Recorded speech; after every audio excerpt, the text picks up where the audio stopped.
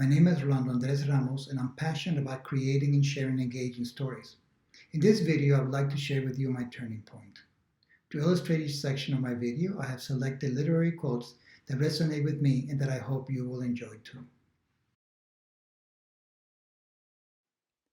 Throughout my professional career, I have helped organizations, entrepreneurs, and artists discover and communicate their brand stories.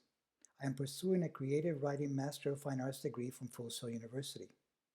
I am pursuing my MFA degree now because as I transition to the next phase of my life journey, I am focusing with full commitment and intent on developing creative writing skills to craft and share fictional stories that entertain, inspire, and educate.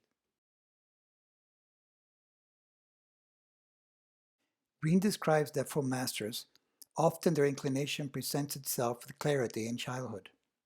By the time that I was 9 years old, I had fallen in love with words and thought that I wanted to be a photojournalist. I wrote stories on hole punch notebook paper and illustrated them with drawings. Green describes how we occupy particular fields within which we must compete for resources and survival. He also explains that working in such a field, especially if you are not innately suited for it, will tend to wear you out as you struggle to get attention, play political games successfully, and win scarce resources. I earned my MBA in Business Administration from the University of Miami and proceeded to enter the banking industry. Then in mid-career, I discovered that I was trying to grow in a career that no longer interested me, in an industry that was experiencing tectonic changes and was contracting.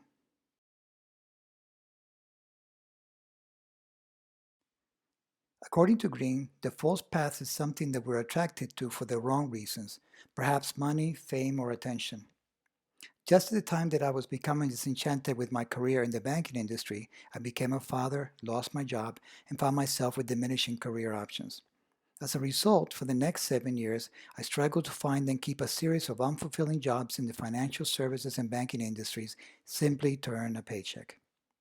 I realize now that leaving the familiar banking industry and entering the home building industry was my act of rebellion against the unfulfilling path I had taken upon graduating from college.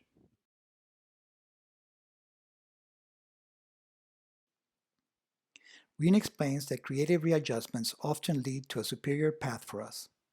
I see now that this is precisely what I experienced. By pivoting away from the data-driven marketing role in the banking industry to a sales and marketing strategy role in the home building industry, I was forced to reassess my path and learn to value positions that made the most of my writing, communication, and relationship building skills. I realized then that prior to this point, I had been pursuing roles that did not build upon my talents and skills, but might be more rewarding financially.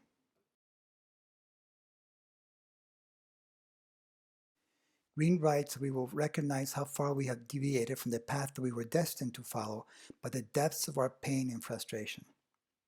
Not long after making the switch to my sales and marketing role in the home building industry, I began to experience that frustration. I was enjoying greatly the home building industry, the responsibilities of my position, the projects that I was designing and deploying, and leading my team of direct reports. However, I felt suffocated by the need to keep up and manage through the political machinations between key decision makers in the organization. I have found my way back to a position that leveraged my talents and skills to the fullest, but I was feeling exhausted by having to work around the politics. This is the reason why I was not devastated when the building industry collapsed and my direct reports and I were let go. Financially, this event was devastating for my family and it required years of struggle for us to recover.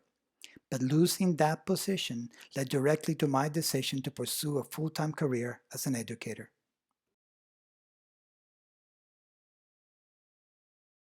The turning point in my life took place 12 years ago.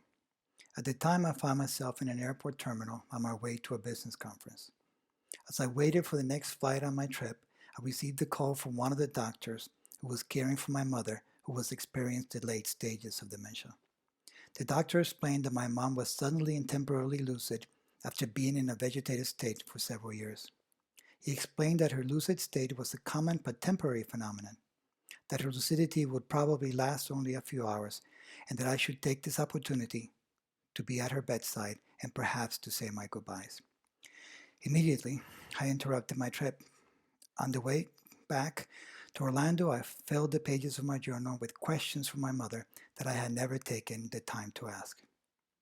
When I arrived at my mother's side, I found her as frail a body as the last time that I left her side, but her mind was seemingly as alert, sharp, and bright as I remember from many years back. For the next several hours, I sat by my mother's bed, holding her hands in mine and asking questions written on my journal, which I propped up on her blanket. With tears streaming from my face, I asked my mother the questions I had written. Savoring her answers, I tried to burn them into my own memory to preserve and share them with my family. I asked my mother dozens of questions. When and how and where did she meet my father? What did she love most about her own parents? Who among her 7 brothers and sisters was her favorite? Which nephew or niece did she love the most, really, since each felt that she loved them best? These were really, these were silly questions, important questions, little things I never knew I needed to know with such burning urgency.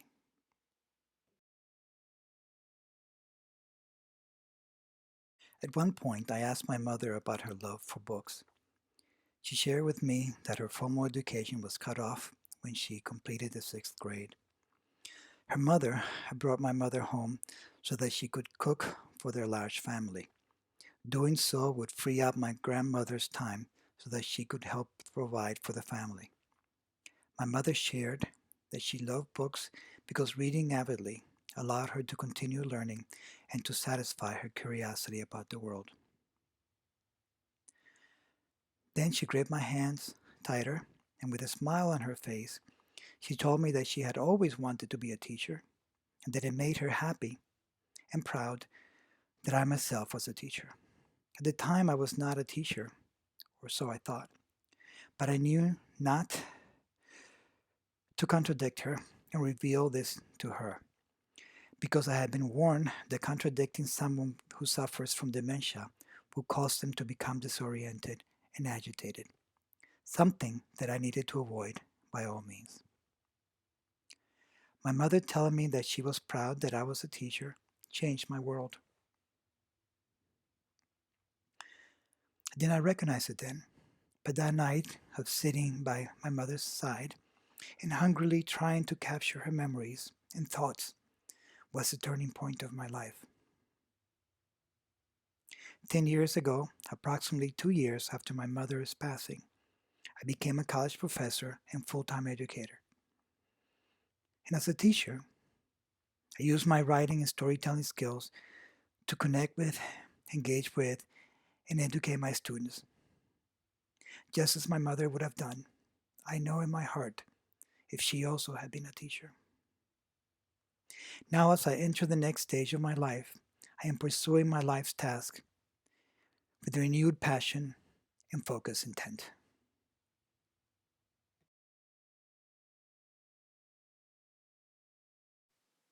Occupy the perfect niche, the Darwinian strategy.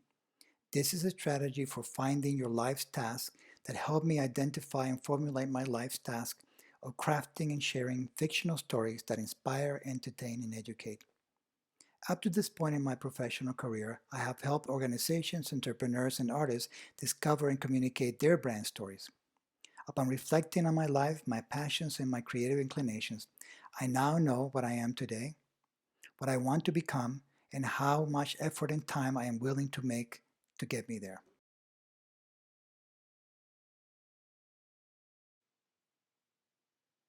My dream career is to become a successfully published author with a following of readers eagerly awaiting my next short story or novel. Over the next 3 weeks, I will strive to accomplish 2 goals to jumpstart my mastery journey towards becoming a published author. My first goal is to embrace the full sail graduate student experience. To accomplish this goal, I will master a workflow that begins each week with the end in mind. To do so, I will review each assignment and discussion board, will identify the elements I need to complete each activity to the best of my ability, and will submit each assignment fully developed, polished, and on time.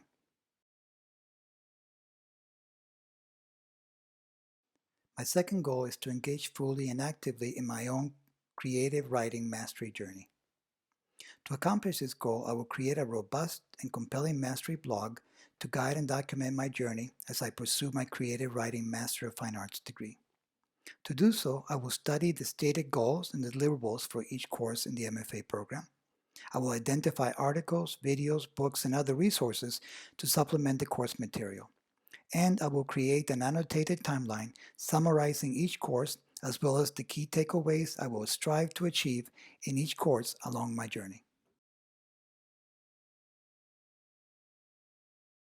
Thank you for taking the time to watch my Turning Point video. Here's wishing you an excellent and rewarding life journey of your own.